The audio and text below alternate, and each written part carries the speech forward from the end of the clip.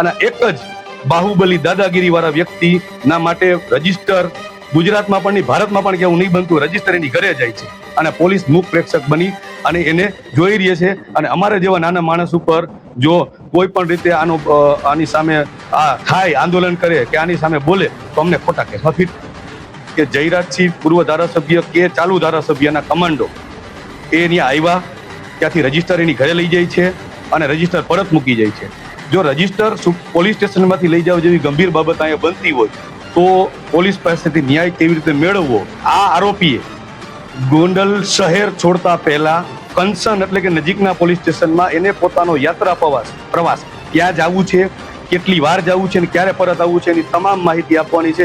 હું તમને ખાતરી સાથે કહી દઉં કે આ કોઈ રેકોર્ડ ઉપલબ્ધ હશે નહીં, કારણ કે હમણાં સ્થાનિક સ્વરાજની ચૂંટણીમાં આ વ્યક્તિએ દરેક જગ્યાએ સભા કરેલી છે.